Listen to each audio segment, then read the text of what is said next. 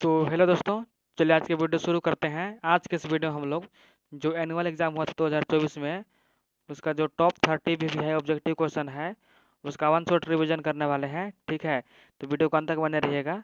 और यह जो वीडियो होने वाला है, कल आप लोगों का जो साइंस का एग्जाम होने वाला है, उसमें यहाँ से 5 से 6 जो क्वेश्चन है वो देखने को मिल सकता है। ठीक है, तो वीडियो को अंत तक वॉच कीजिएगा। चलिए वीडियो को शुरू करते हैं। यहाँ पर जो पहला क्वेश्चन है वो है कि उच्च कोटि का पालिश किया हुआ कांच का पृष्ठ कहलाता है, तो उसको दर्पण कहते हैं। ठीक है, क्या कहते हैं? दर्पण कहते हैं। जिस जो आप देखे होंगे ऐसा दर्पण, जो गोलीय दर्पण होता है, उसमें एक तरफ पॉलिश किया हुआ रहता है। ठीक है, तो दर्पण कहते हैं। ठीक है, क्वेश्चन नंबर 2 है कि 30 सेंटीमीटर फोकस दूरी के अवतल दर्पण के फोकस पर एक वस्तु को रखा गया है, प्रतिबिंब की दर्पण से दूरी होगी। यानी क्या कह रहा है कि अवतल दर्पण है, अवतल दर्पण से उसके 20 सेंटीमीटर पर, कितना पर, 20 सेंटीमीटर पर एक वस्तु रखा गया है। कहाँ पर रखा गया है? फोकस में रखा गया है। ठीक है, तो फोकस में रखा गया तो आप लोग जानते होंगे कि कोई भी वस्तु जब फोकस में रखा जाता है तो उसका जो प्रतिबिंब बनता है वो अनंत पर बनता है। कहाँ पर बनता है? अनंत पर बनता है। तो इसका राइट आंसर हो जाएगा ऑप्शन नंबर सी, अनंत हो जाएगा।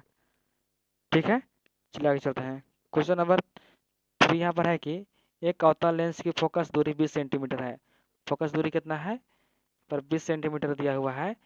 और इसकी क्षमता यानी कि पी पूछ रहा है कि पी इसका क्या होगा।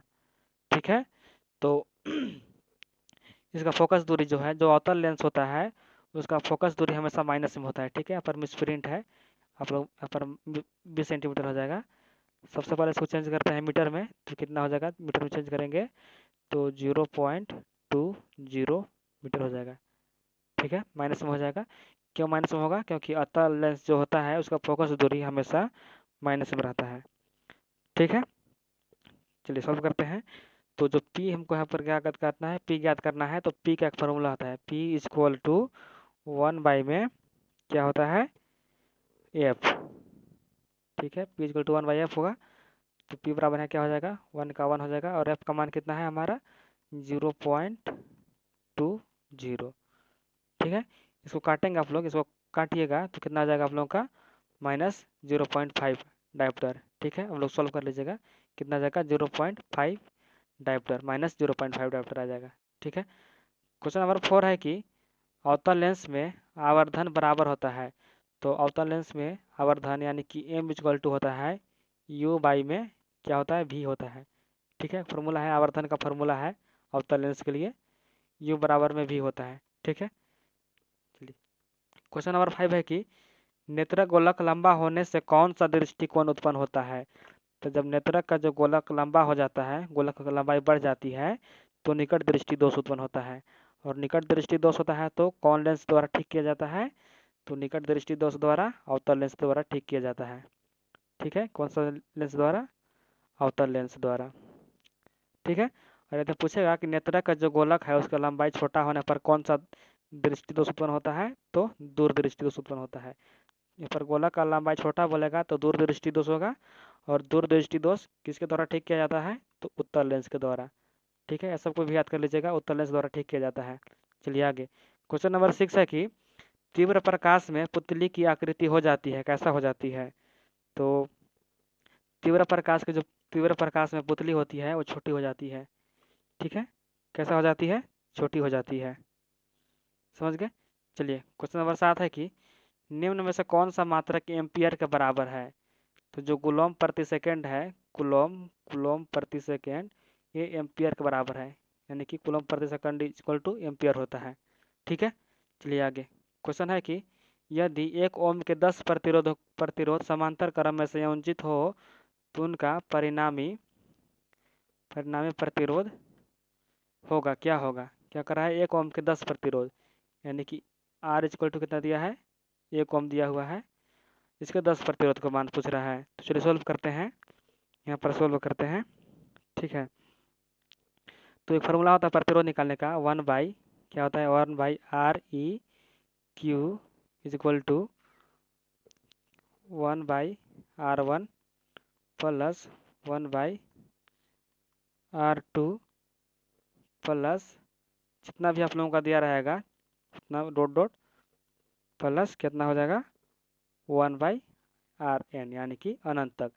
यहाँ पर कितना दिया हुआ है, 10 दिया हुआ है। कितना दिया है प्रतिरोध देख लीजिए, यहाँ पर 10 प्रतिरोध दिया हुआ है, तो हम लोग 10 प्रतिरोध को याद करेंगे।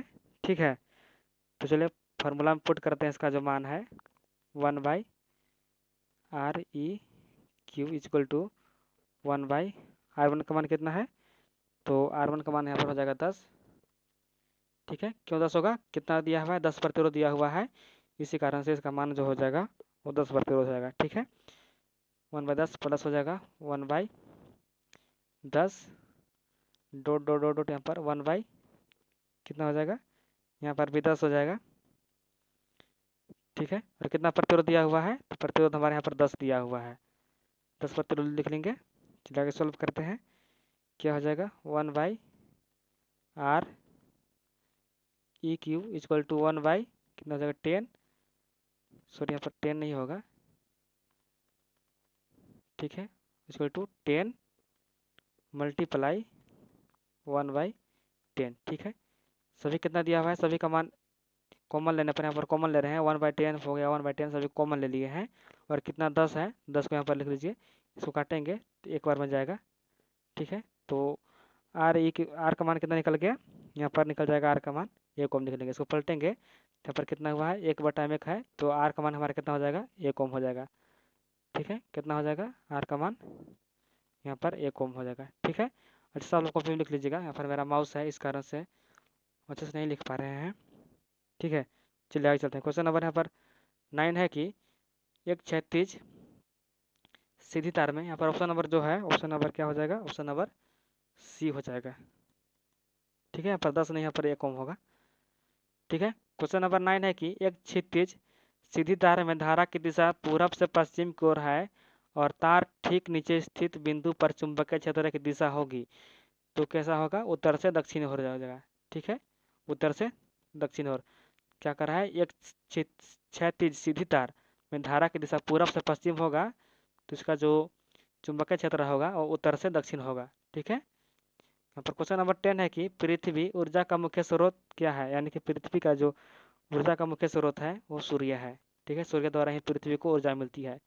अगला यहाँ पर क्वेश्चन 11 है कि Zn प्लस CuSO4 अभिक्रिया करके ZnSO4 प्लस Cu किस प्रकार का अभिक्रिया है, तो विस्थापन अभिक्रिया है।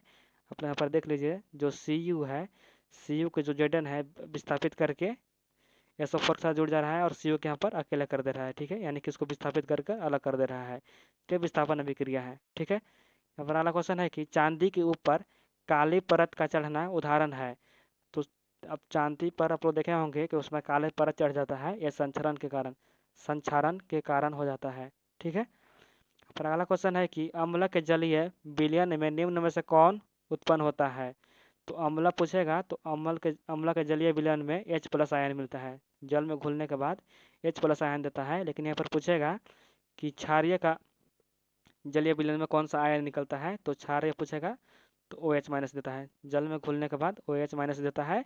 लेकिन यहाँ पर अम्लीय पूछा है, तो यहाँ पर राइट आंसर हो जाएगा H+ आयन। ठीक है, क्वेश्चन नंबर 14 है कि विरंजक चूर्ण का रासायनिक सूत्र क्या होता है, तो जो विरंजक चूर्ण होता है CaOCl2 होता है। क्या होता है, CaOCl2, याद कर लीजिएगा, विरंजक चूर्ण का रासायनिक सूत्र होता है। चलिए आगे चलते हैं।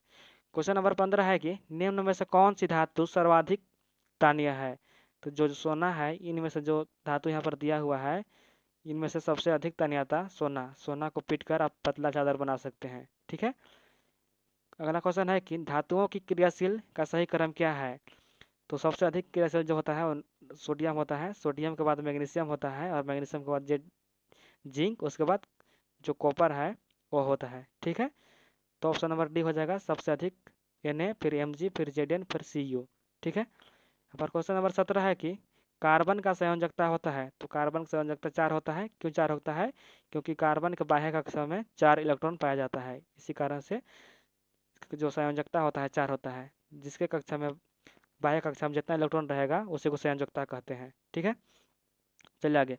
क्वेश्चन नंबर 18 है कि एक लंबी श्रृंखला वाले कार्बोक्सिलिक अम्ल के सोडियम को कहते हैं, तो उसको क्या कहते हैं, साबुन कहते हैं। लंबी श्रृंखला वाले कार्बोक्सिलिक अम्ल का जो सोडियम होता है उसको साबुन कहते हैं। ठीक है, क्वेश्चन नंबर 19 है कि सिलिकॉन आधुनिक आवर्त सारणी के किस वर्ग के सदस्य हैं? तो जो सिलिकॉन है वो सिलिकॉन 14 आवर्त सारणी का वर्ग है।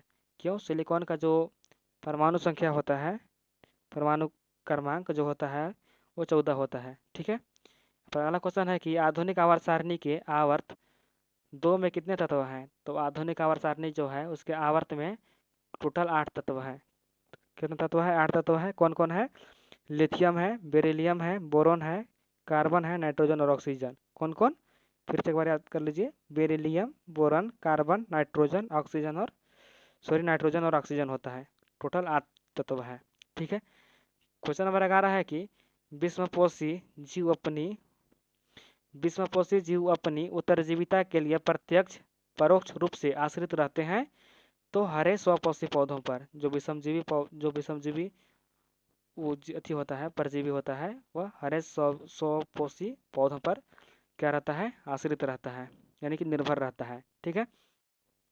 फिर अगला क्वेश्चन है कि पौधों को वायु भागों से जल के वाष्प के रूप में की क्रिया क्या कहलाती है? तो जो पौधों के वायु भाग में जो जल के वाष्प से के रूप में जो क्रिया होती है उसको कहते हैं वाष्पोत्सर्जन। क्या कहते हैं? वाष्पोत्सर्जन कहते हैं। ठीक है। यहाँ पर अगला क्वेश्चन है कि दो तंत्रिका कोशिका के मध्य खाली स्थान को कहते हैं? तो उसको कहते हैं सिनेप्स कहते हैं। दो तंत्रिका कोशिका है उसके मध्य जो खाली जगह होता है उसको सिनेप्स कहते हैं। क्या कहते हैं? सिनेप्स कहते हैं। ठीक है। यहाँ पर अगला क्वेश्चन है कि मानव में बुद्धि एवं चतुराई का केंद्र कहाँ होता है? तो जो सेरिबेरम होता है, सेरिबेरम में जो मानव में बुद्धि और चतुराई जो होता है वही सेरिबेरम में होता है। ठीक है। जिसका सेरिबेरम काम करना बंद कर देता है वो आदमी पागल हो जाता है। ठीक है। अगला क्वेश्चन है कि अंडाणु निषेधित होता है तो अंडाशु फलोपियन नलिका में निषेचित होता है। ठीक है। अगला क्वेश्चन है कि नर युग्मक तथा मादा युग्मक के संयोजन से बनता है। तो नर युग्मक और मादा युग्मक के संयोजन से क्या बनता है? युग्मनज बनता है। ठीक है। क्या बनता है? युग्मनज बनता है। फिर अगला क्वेश्चन है कि अवशेषी अंग का उदाहरण है। तो अवशेषी अंग का उदाहरण है कर्ण पल्लव की पुष्पेशियाँ और पुच्छ कशेरुकाएँ और निषेच पटल। अवशेषी अंग किसे कहते हैं? तो ऐसा अंग जो पहले पूर्वजम पाया जाता था लेकिन अभी उसका उपयोग कम करने से वो भी नहीं पाया जाता है।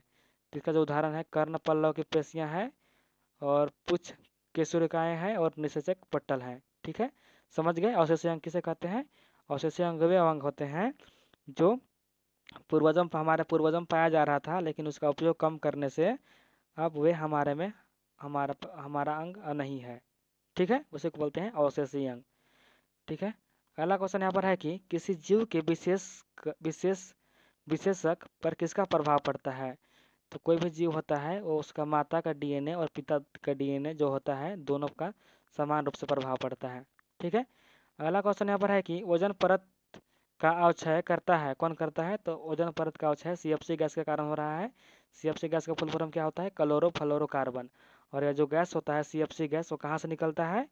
क्या निकलता है? रेफ्रिजरेटर यानी कि फ्रिज से निकलता है। और इसी कारण से जो ओजोन परत है वो धीरे धीरे क्षय होते जा रहा है। ठीक है। चलिए अगला क्वेश्चन यहाँ पर है कि विश्व में सबसे तेजी के साथ घटता जा रहा है प्राकृतिक कौन सा प्राकृतिक, यानी कि अभी विश्व में सबसे तेजी से किस चीज़ घट रहा है? क्या जल, वन या पवन या सूर्य का प्रकाश? तो सूर्य का प्रकाश तो कभी नहीं घटने वाला है, पवन भी नहीं घटने वाला है, जल घट रहा है लेकिन सबसे तेजी से भी वन घट रहा है। क्या घट रहा है? वन घट रहा है। ठीक है दोस्तों। तो ये है आप लोगों का टॉप 30 BVI ऑब्जेक्टिव क्वेश्चन। और जल्द ही मैं जो इसका सब्जेक्टिव क्वेश्चन है पर देख लीजिए सब्जेक्टिव क्वेश्चन जो है इसका भी आंसर करा दूंगा। तो चैनल पर पहली बार आए हैं तो वीडियो को लाइक करके चैनल को सब्सक्राइब कर लीजिएगा। ठीक है। फिर मिलते हैं एक नई वीडियो के साथ, तब तक के लिए धन्यवाद।